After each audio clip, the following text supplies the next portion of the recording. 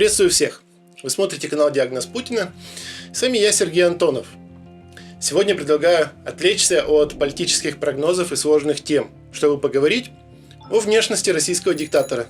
Точнее, об искусственных изменениях, произошедших с его лицом за последние 20 лет. На первый поверхностный взгляд это может показаться ни на что не влияющим аспектом личной жизни. Но если взглянуть глубже, то понимаешь, что предметом изучения здесь на самом деле является не лицо Путина, а тайные психологические процессы, скрываемые маской, которую год за годом создает российский диктатор. А если учесть, что мы говорим о человеке, который обладает абсолютной властью в ядерной державе и распоряжается судьбами миллионов людей, то здесь уже, наверное, все согласятся. Любая деталь в его личной психологической конструкции становится поводом для анализа.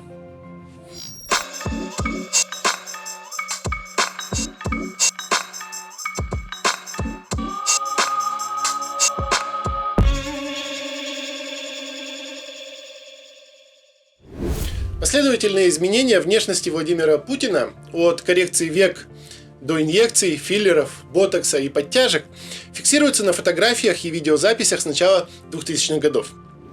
И это давно уже стало объектом медийного внимания и даже мемов.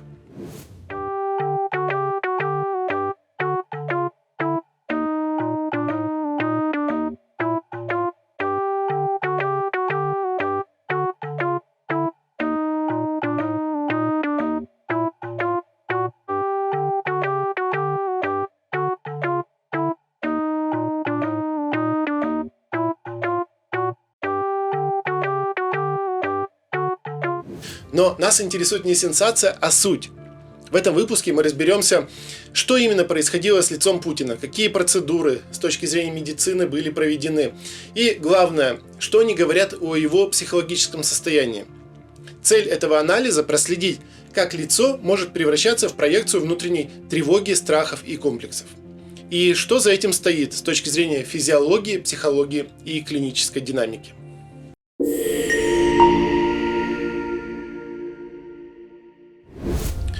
Первое вмешательство, которое можно зафиксировать визуально – блефаропластика, хирургическая коррекция век. Судя по доступным фото и видеоматериалам, операция была проведена в конце 2000-х годов. До вмешательства у Путина были характерны возрастные признаки в области глаз, нависшие верхние веки, придающие взгляду усталость, и мешки под глазами, сформированные жировыми грыжами. Это типичный процесс естественного старения. Кожа теряет эластичность, мышцы ослабевают, жировая ткань смещается вниз. Визуально это делало лицо более оплывшим, усугубляло выражение усталости даже при нейтральной мимике. После операции картина меняется. Верхние веки открываются, исчезает нависание, разглаживаются мешки под глазами. Взгляд становится свободным, легче считывается зрачок, исчезает ощущение отечности. Это не результат отдыха, косметики или хорошего освещения. Это хирургическое вмешательство, выполненное по четкому протоколу под анестезией. Все помним тот факт, когда он выходил на Красную площадь, и у него вдруг слеза какая-то пробежала по щекам. Дорогие друзья, я прежде всего хочу поблагодарить всех граждан России, которые принимали сегодня участие в выборах президента Российской Федерации. Особая благодарность, конечно, тем, кто собрался сегодня здесь, в Москве, всем, кто поддерживает нас в каждом уголке нашей огромной, необъятной Родины. Спасибо всем, кто сказал «да» великой России. Я вас спросил однажды, мы победим? Мы победили! Мы победили в открытой и честной борьбе.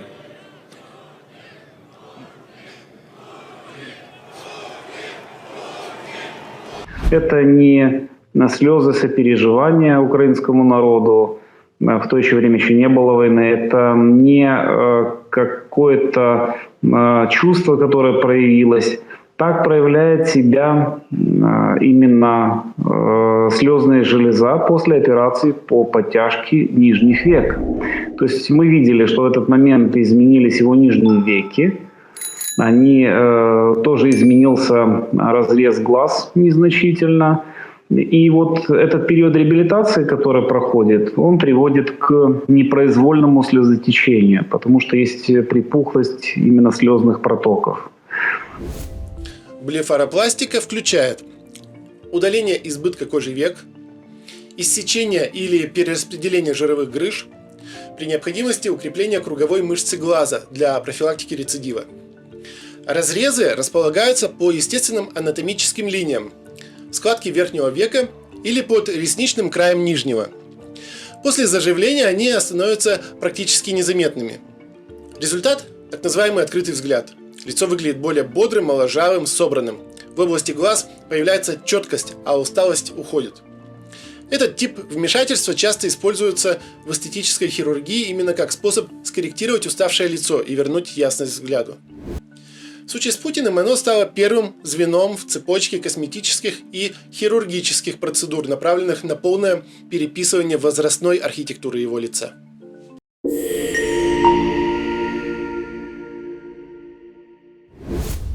В первой половине 2010-х лицо Владимира Путина претерпевает очередную волну изменений.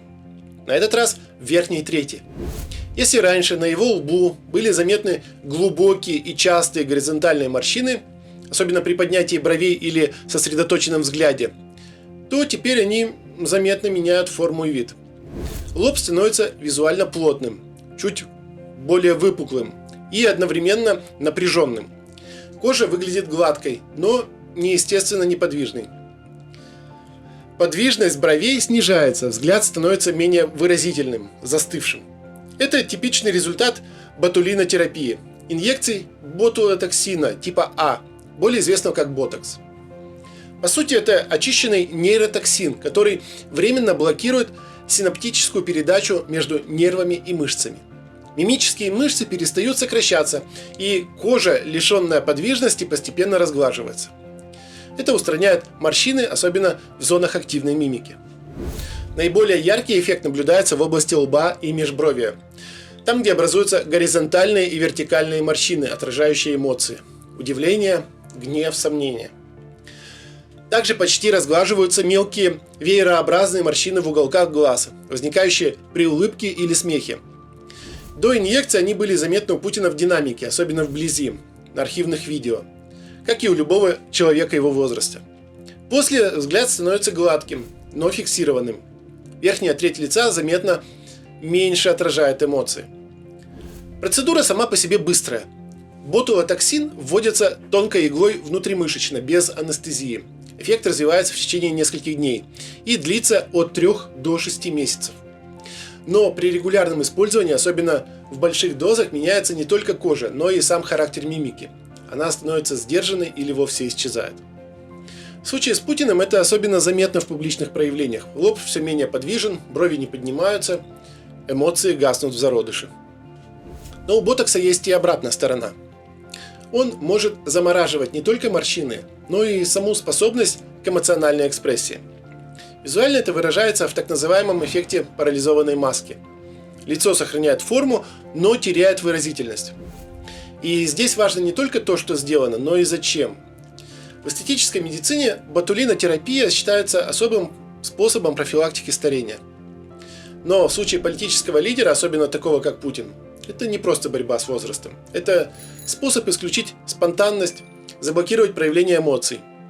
Власть не должна морщиться, вздрагивать, сомневаться. Ее лицо должно быть гладким, непроницаемым. И ботокс здесь становится незаменим.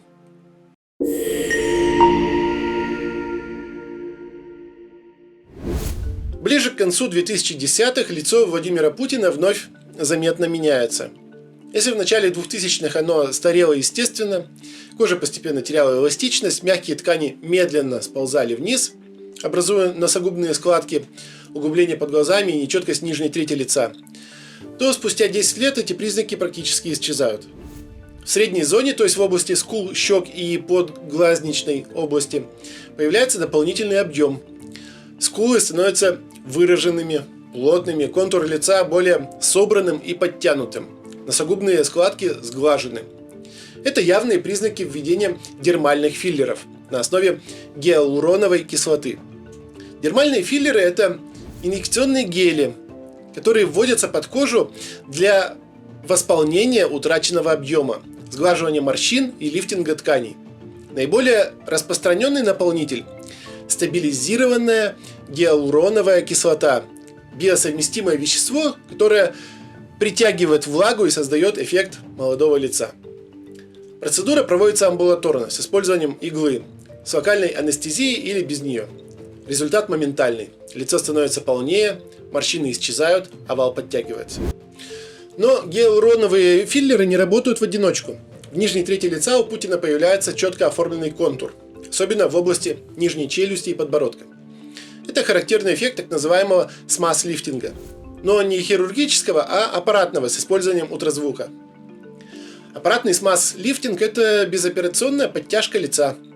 Сфокусированный ультразвук проникает вглубь тканей на уровне мышечно-апоневротической системы и запускает в ней локальное нагревание. Волокна сокращаются, кожа подтягивается, а лицо визуально молодеет. В сочетании с филлерами это дает эффект плотного скульптурного лица с подчеркнутыми скулами, четким углом нижней челюсти, вытянутым подбородком. Но вместе с этим исчезают естественные признаки возраста, а мимика становится менее живой, словно застывшей. В отличие от женщин, которые идут на пластические операции, чтобы сохранить красоту и замедлить возрастные изменения, мотивы мужчин идти на пластику не лежат на поверхности, особенно у таких, как Владимир Путин. Авторитарный глава государства, мечтающий править вечно и с каждым годом все глубже погружающийся в созданный им самим вымышленный мир, где он нечто среднее между Мессией и Петром I, не может позволить себе стареть на глазах у нации. Показать свое настоящее лицо, свои морщины, свой реальный возраст для Путина означает проявить слабость, а этого он боится больше всего. Об истинных уязвимостях диктатора никто не должен знать. Он с детства привык скрывать свою подлинную идентичность и свое «я», а став президентом, это усугубилось до патологического состояния. Проявили слабость, а слабых бьют. Когда человек выходит из себя, он проявляет слабость. Человек в моем положении не имеет права слабость проявлять.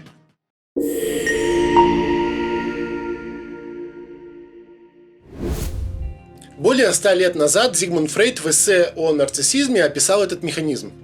Когда человек не способен принять себя, он начинает строить маску.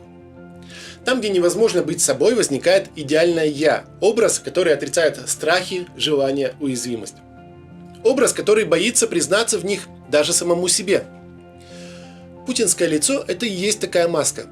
Это не просто способ скрыть возраст, это попытка скрыть неуверенность в себе и в собственной идентичности. Скрыть внутреннюю слабость и уязвимость перед внешним миром. Эта маска выполняет защитную функцию. Лицо перестает быть отражением души и становится безликим фасадом. Так работает нарциссическая защита. Внешнее вытесняет внутреннее, а выдуманный образ замещает личность.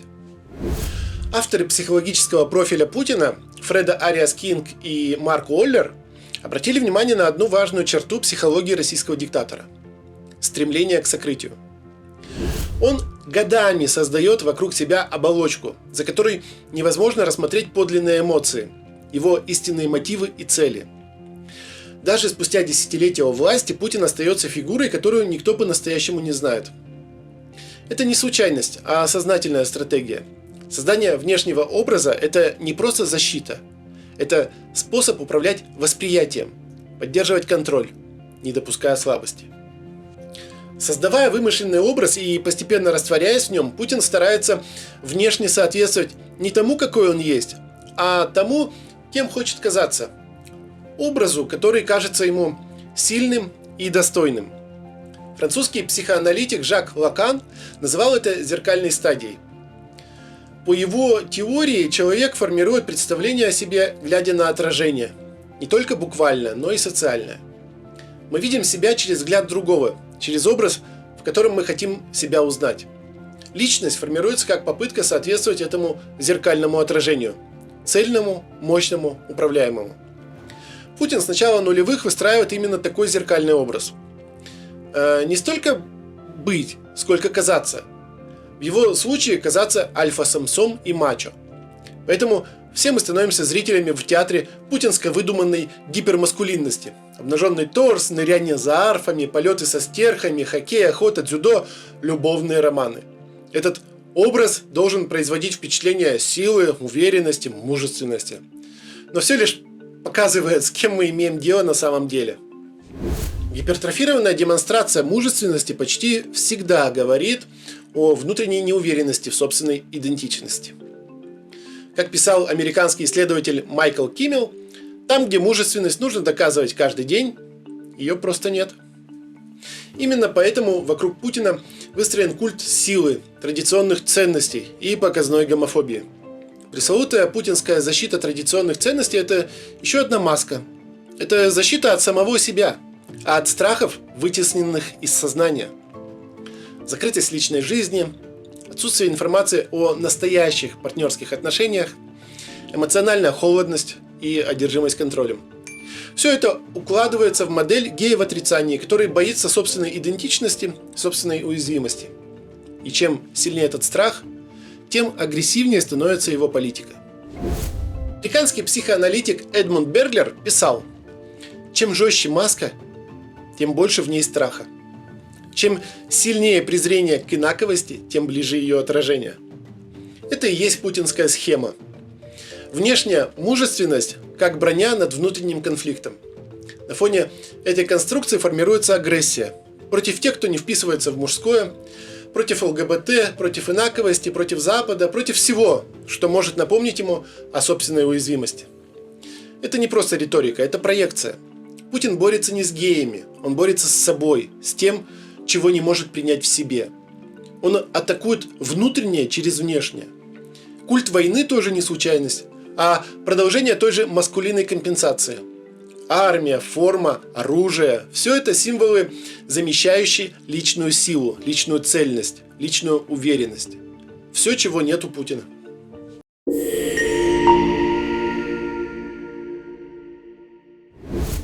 С каждым годом лицо Путина становится все более гротескным. Оно уже не выглядит как лицо живого человека, скорее как театральный грим, слой за слоем. Мимика потихоньку исчезает, черты лица искажаются, кожа натянута, блестит. Все чаще возникает ощущение, что перед нами маска, а не лицо. Восковая, неэмоционально обезличенная. Ближе не к человеку, а к клоуну. Но это не цирковой клоун. Это клоун из фильма ужасов. Клоун, который убивает. В медицине это состояние хорошо описано. Оно называется телесная дисморфофобия. Это клинический диагноз. При нем человек одержим своей внешностью, постоянно находит в себе недостатки, зачастую воображаемые или сильно преувеличенные. Он ищет способы их устранить. И снова. Одна операция – кратковременное облегчение, затем новая проблема и новый виток. Это замкнутый цикл. Дальше формируется психологическая зависимость от изменений. У нарциссически организованных личностей усугубляется стремлением соответствовать вымышленному идеалу. Нельзя стареть, нельзя быть обычным. Надо соответствовать маске, идеальному «я». Пластика превращается в поведенческую зависимость, аналогичную навязчивым ритуалам, как при обсессивно-компульсивных расстройствах. Чтобы понять, к чему в итоге может прийти лицо Путина, стоит обратиться к истории братьев Богдановых. Случая, который сегодня изучают не столько косметологи, сколько психиатры. Французские телеведущие русского происхождения Игорь и Григорий Богдановы начали с обычных, почти незаметных вмешательств. Немного ботокса, коррекция скул, увеличение губ. Но с каждым годом изменения накапливались. Лицо становилось все менее человеческим, все более сконструированным. Пластика перестала быть средством и стала смыслом. Итог – гротеск. Вздутые скулы, огромные губы, искаженная мимика, деформированные подбородки. Медицински это крайняя стадия эстетической деформации. Психологически это чистая водозависимость. в которой вмешательства утрачивают границы. Ни один хирург не мог их остановить, потому что проблема была не в лице. Путин семимильными шагами движется по тому же пути. И, судя по динамике, он уже не сможет остановиться, потому что остановка потребует признания и того, что внутри, и того, что снаружи. А в его случае это исключено. Мы видим это лицо каждый день. На экранах, в новостях, в пропаганде. Но на самом деле мы видим его финал. Финал образа, собранного из страха, контроля и вытеснения. Финал власти, построенной на фальши и лжи. Финал системы, в которой слабость прячется под маской агрессии.